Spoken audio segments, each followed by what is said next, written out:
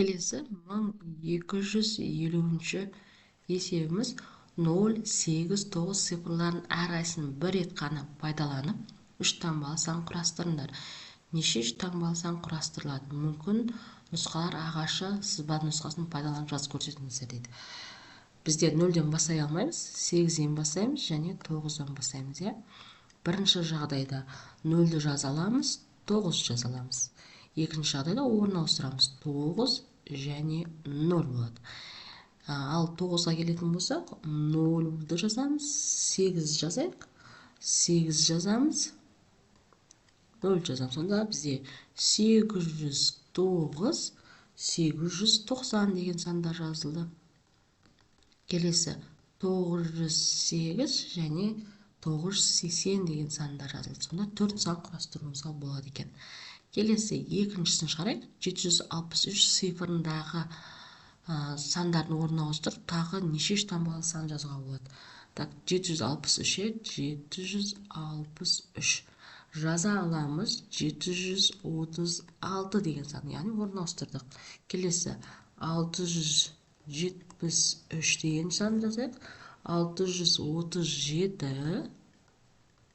Келесі 367, 376. Сонымен барлығы бізде 5 сан жазуымызға болады екен.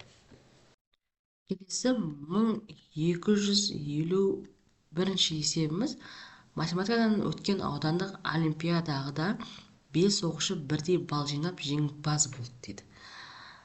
Облыстық олимпиадаға осы жеңімпаз оқушылардың ішінен 2 оқушыны жіберудің неше нұсқасы бар? Барлық 5 оқушы, оны 1, 2, 3, 4, 5 деп белгілеп алайық. Бірінші жағдайда бірінші оқушы мен екінші оқушы бару мүмкін, немесе бірінші оқушы мен үшінші оқушы бару мүмкін, немесе төртінші, немесе бесінші оқушы бару мүмкін. Так, екінші оқушы мен енді бірінші оқушы барып қойды, үшінші оқушы барады, төртінші оқушы барады, немесе бесінші оқушы барады. Ал үшінші оқушы мен екінші оқушы барып қойды, 4 пен 5 барады, ал төртінші оқушы мен бесінші оқушы ғана бар. Сонда бізде барлығы 10 нұсқасы бар екен.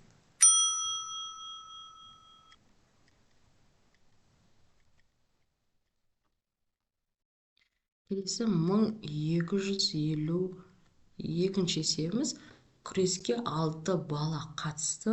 Олардың әрбіреуі өзге балалардың әрқайсысымен бір рет күреске шықты. Барлығы неше рет күреске шықты дейді. Бірінші, екінші, үшінші, төртінші, бесінші, алтыншы бала деп белгілеп алайық. Бірінші бала ол 1, 2, 3, 4, 5 баламен күреседі. 5 бала. Ал екінші бала ол бірінші баламен күресіп қойды ғой, енді мына жақтағы балалармен күреседі. Сонда 1, 2, 3, 4 баламен күреседі. Ал үшінші бала алдындағылармен күресіп қойды, одан кейінгі 3 баламен күреседі.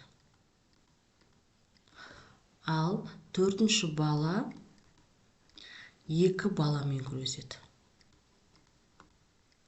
Ал бесінші бала 1 ғана баламен күреседі. Сонда жалпы бізде 5-еу, 6-ау, 15 күрес болады екен.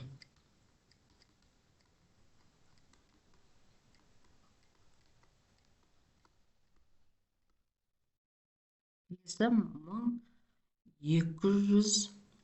1253-ші есебіміз туристер Қазақстан, Түркістан, Алматы, Семей қалаларына саяхат жасаулары керек. Туристер осы қалаларға неше нұсқамен саяхат жасай алады? Есептің шешімі мүмкін ағаштар нұсқасымен көрсетіңіздер дейді. Бастапқыда оны Түркістан деп алайық. Түркістан бірінші Алматыға барсын. Түркістаннан Алматыға барады, одан кейін Семейге барсын. Одан кейін Түркістаннан Семейге барады, одан кейін Алматыға барады. Келесі Алматыға барады, одан кейін Түркістанға барады, Түркістаннан шығып Семейге барады. келесі Алматыдан Семейге барады, одан кейін барып Түркістанға барсын.